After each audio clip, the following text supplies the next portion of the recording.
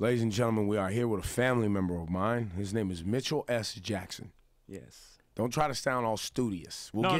We'll get to the studious stuff yeah, later. We'll get to the studious stuff. But All right. so this is family, like came up together family. And he was listening to the radio program this morning, Hot 97 morning show, and he says, "Yo, so you having a baby, my nigga?" Mitchell. I'm gonna tell you business. You want to tell my business? Okay, I'm gonna tell you business. Go ahead. Mitchell, you had a son and you didn't tell the crew. For a while. We would be like, "Yo, Mitch, where you at, man? We going out." Nah, man, I gotta be with my girl. And we just thought, okay, she gotta be with his girl, probably. Okay, cool, clean. You know, in our crew, if you gotta be with your woman, you gotta be with your woman. Yeah. Come to find out, y'all having a son. This is true. But does that mean you had to do it? No, listen. I'm not trying to be like you. Oh, okay. I went on the radio at 3 months. Well, okay. We was like 11 weeks, 10, 11 weeks, and brought the whole world in. All right. I missed that. But You know I'm what on saying? it now. I'm on it now. Nah, man, I'm a father, man. Your father. I'm a to father. be. I mean, listen, she went to the doctor yesterday and asked me not to go. What? I went to the first appointment, you sonogram, got the photo, whatever, and this time she was like, it ain't no big deal, you ain't gotta go. I was like, nah, I'm coming. I'm Yeah. in Serious here. business, I'm right? in. This is my child. You having my child. We waited for this. We talked about this. This is you moving in here. This is my baby. But anyway, she was like, nah. You know, because I had to move. She had to move the time around, whatever. And so I didn't go. And so I was feeling some type of way. Yeah. And the listeners was calling up. Yeah, listeners was calling up, and they was like, she playing you, son.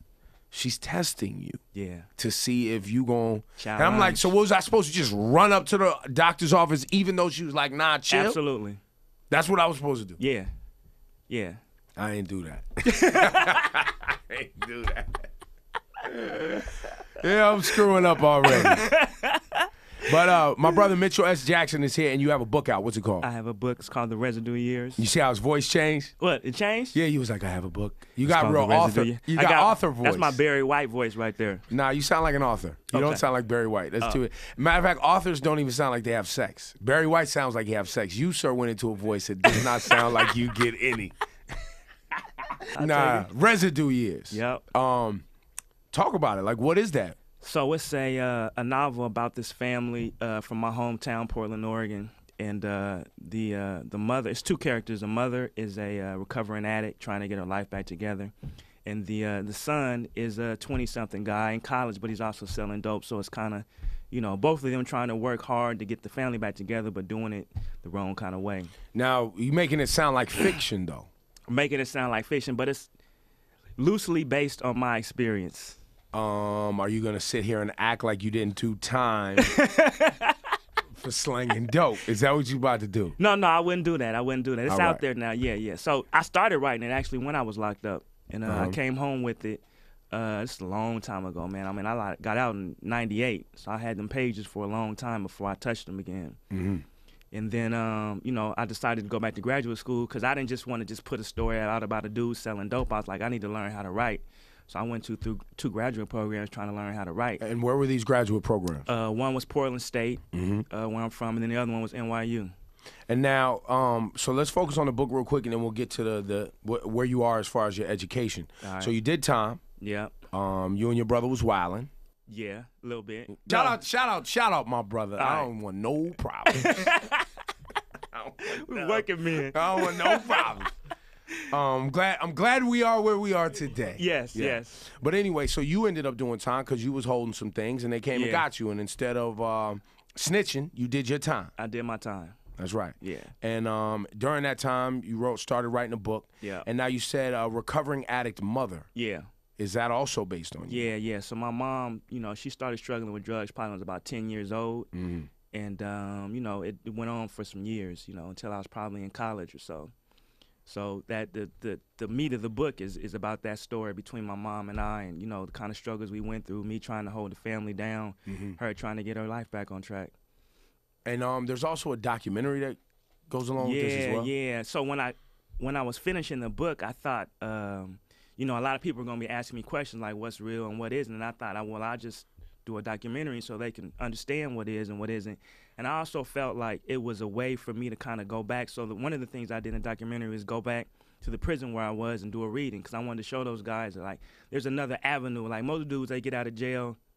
If you was hustling, you want to figure out how you can get some more quick money. So if you not in this area, you start promoting, or you figure out, you start doing a record parties, company or something. rhyming, music, things that are creative outlets that were aspirations that you think you can attain now. Yeah, exactly. So I wanted to show them it's another avenue. It's a long ass route, but there is another way to, But let's stay on that for a minute though, because you decided, I think it was, you did another 8 years of education after prison? Yeah. So like 6. 6. Yeah, 6.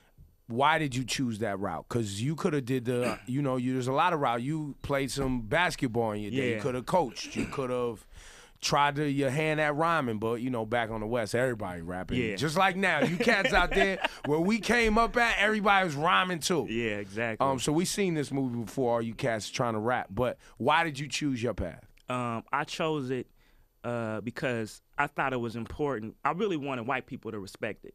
And I think that, once you get to a certain level, they do respect you, but only when you get some money. Like when you're trying to come up, they don't really respect that grind. And I also thought, that I didn't want to be a cliche. So I thought that, taking my education and a talent that I had for storytelling was going to give me a longevity that I wouldn't have had if I had to try the other thing. And then also I wanted to kind of forge a new path, show dudes that it's another way. So you go back to the prison where you did time. Yeah. And you are sitting here reading your story. Yep. And there are people there that you did time with. There are, not that I did time with, because it was a medium that I was released from, so those guys had to have like 5 years or less, so they're gone. Maybe some of them are back though, but I knew a lot of the guys in the prison. Like I played ball against some of them. Some of them came up to me like, "Yo, I'm the cellies with your cousin," or right. I did time with your uncle. So it was really good, but more so because I wrote the story that I read to them was about a guy. The book starts with a guy imagining that his girlfriend is coming to visit, or his mother's coming to visit him in prison with his daughter. And I wrote that story imagining that I was in that prison looking out that window. And when I finished, those guys came to me like, "Yo, that's exactly how I feel, man. I know that place you're talking about." So that's really what I wanted to do, is connect with those guys. So now what happens now? This book is out, Residue Years, available everywhere. Yeah. Who published this? Who did this? Bloomsbury. And they did a deal with you, saw a black man trying to do something and They saw gave you some love. Yeah, definitely. They definitely looked out for me. Right now, it's out in the world. It goes through the review stages, so a lot of people have been reading it, writing about it.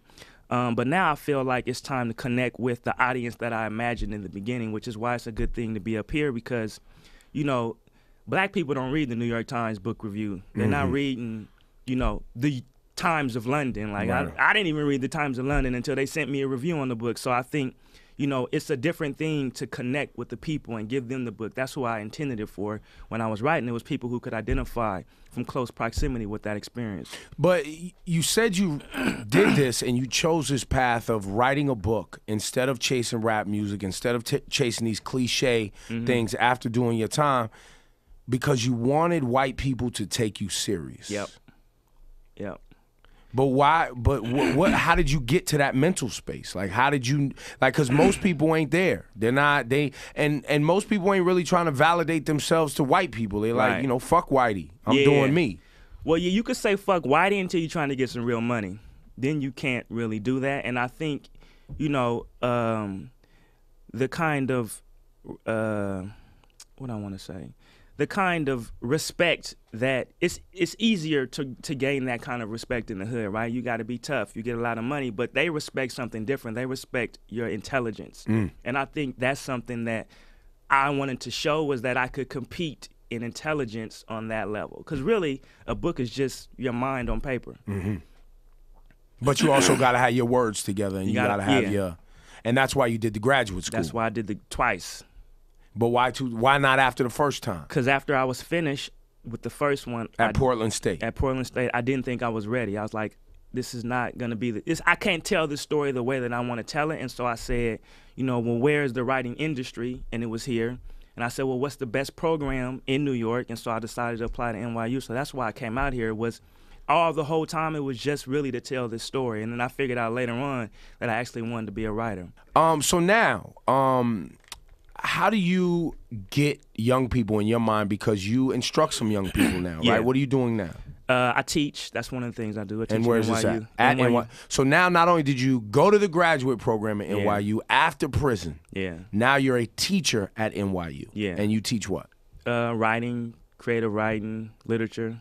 And so how do you think it will go getting young people to expand their reading interests? Well, I think to get people who aren't already reading to respond to read, they have to have an interest in who wrote it. So I think it's a person that they have to connect with. You know, to get kids at NYU to read, that's easy. You just assign them the book or tell them about it, and they're already reading. But you know, to get the average guy who might only read a book a year or a book every other year, I think they have to connect with the author or the message. And I think, you know, there's not very many of those people that they're connecting with over a span of the last maybe 5 or 6 years. So do you have plans to make literature and reading a part of some mission that you're on to get more people reading? Yeah, definitely. I've been going into youth facilities. I plan to go to some like drug programs. I've been going to talk to high schools, middle schools.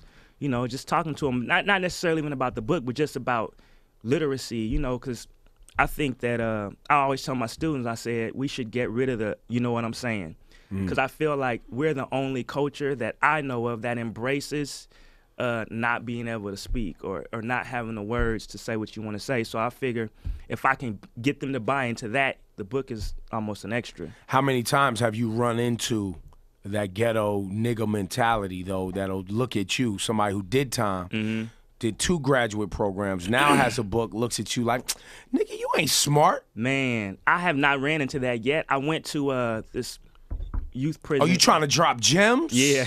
I ain't got it yet, but I'm sure it's on the way, though. Of people who almost are angry at you for trying to enlighten them. Yeah, yeah. Or maybe it's some sort of self-hate thing where they think like, you know, he thinks he's better than me. Right, yeah.